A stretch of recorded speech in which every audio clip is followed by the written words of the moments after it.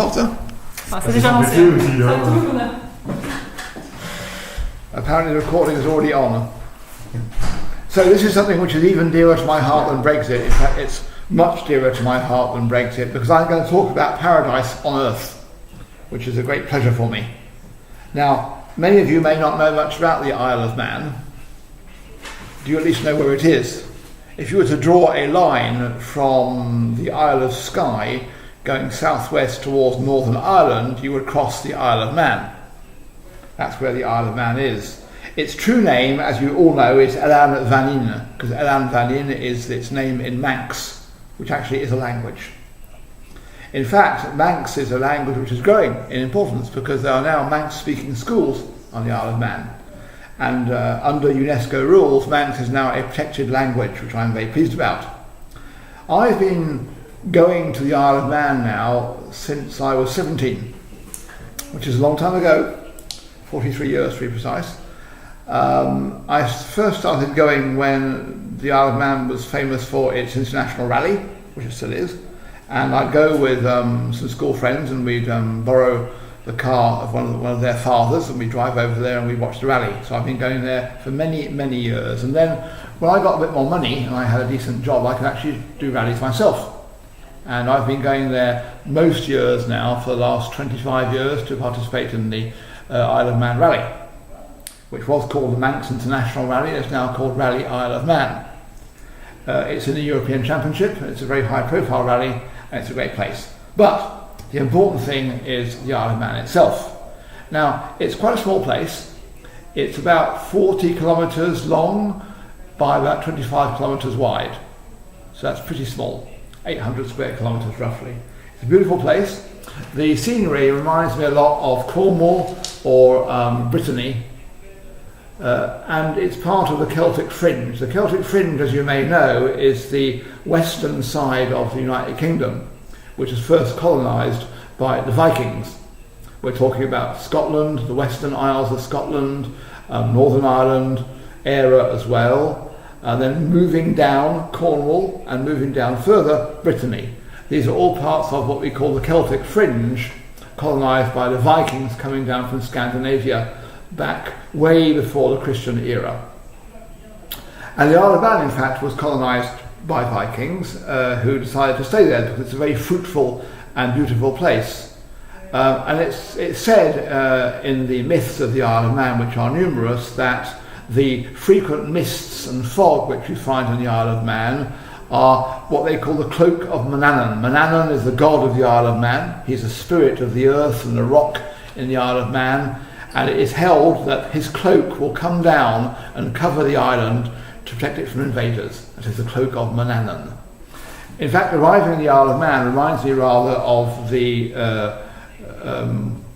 Asterix cartoon, where they're arriving in Britain from France, from Gaul, and they're rowing across the channel, and they arrive, and there's all this mist as they arrive towards the white cliffs of Dover. And they say to the Briton who is rowing them, "Is it always misty here?" He says, "No, not at all, only when it's not raining."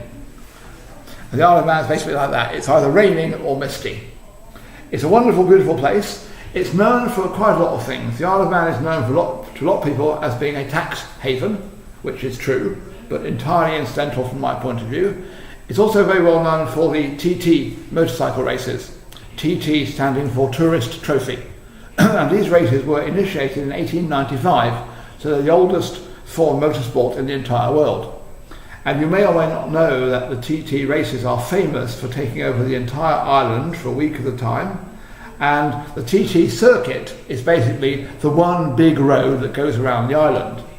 It's also famous because it is the longest race course in the world.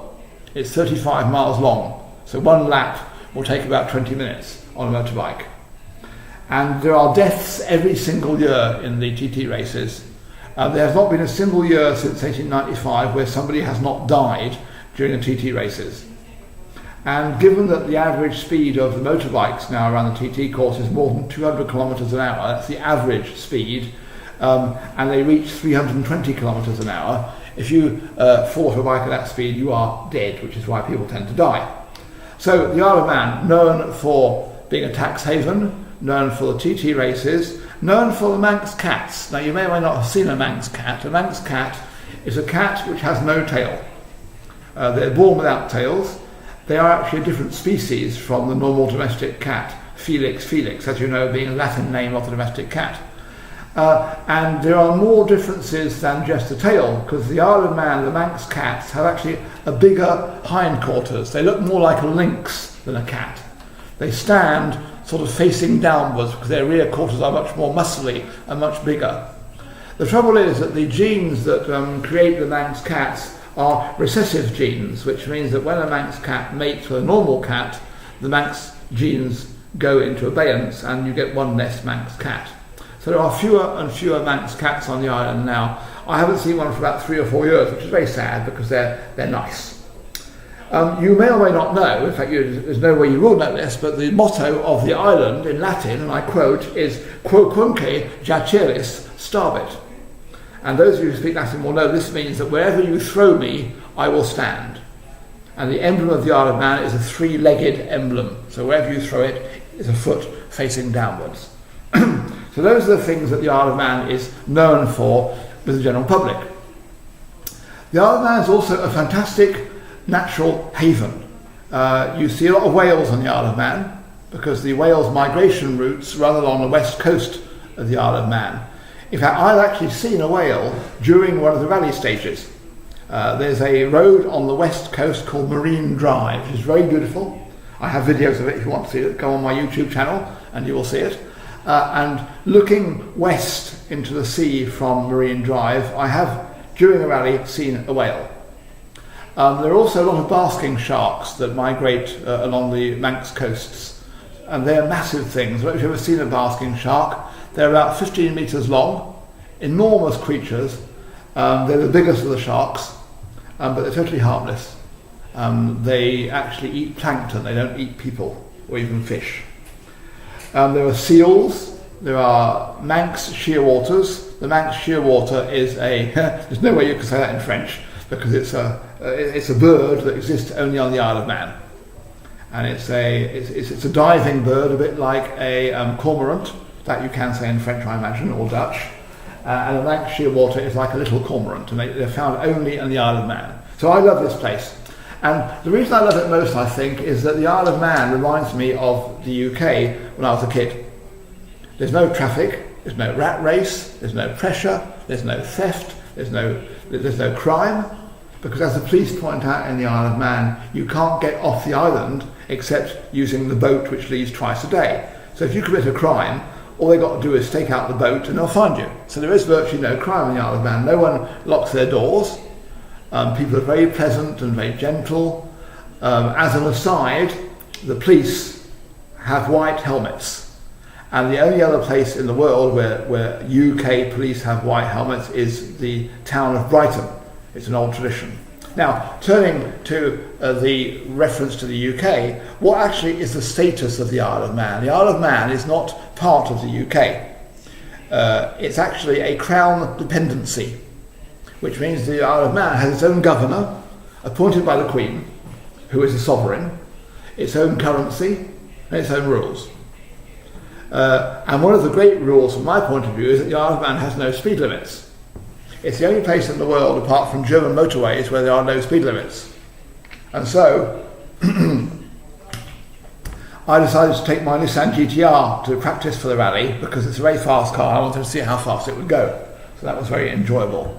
That being said, the speed limits are encroaching year by year. In the south of the island, there are quite a few villages, and there are now speed limits in that part of the island. But the mountains in the centre, there are no speed limits. Moving on, another reason I love the Isle of Man is because it has this huge Celtic past. There are a lot of standing stones, a lot of tumuli, burial mounds. One of the rally stages, in fact, is called Druidale, which is the Valley of the Druids. As you know, a dale in English is a hill, and Druidale, the Druid Dales, the hills of the Druids, were around surrounding this valley which you drive down in the rally. And everywhere you go, you'll find traces, vestiges of a 5,000 or 6,000 year history, which I think is fantastic. And there is no pollution, there's no battery farming, All the meat is free range because there are no industrial farms on the Isle of Man.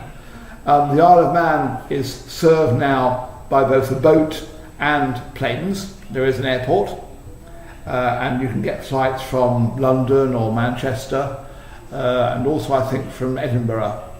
And the boat, there's only one boat called the Ben Macree, which is the island's boat, and that will go backwards and forwards to Liverpool or to Heysham, which is near Liverpool, twice a day. It's 3.5 hours sailing time from the British mainland, because we were speaking earlier about the Brits calling Europe the mainland, or the Manx call England the mainland.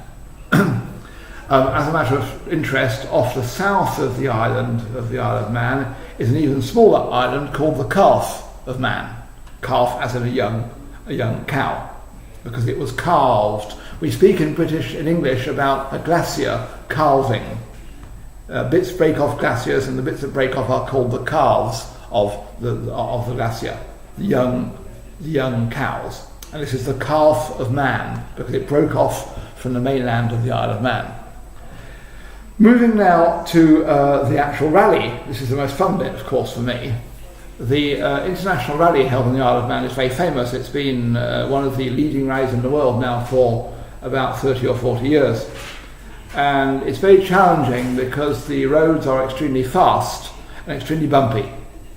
If you compare that, for example, to the rallies I tend to do in France, my next rally is the Rallye du Var, which is in November, and that will be down in the Massif des Maures, just east of Marseille.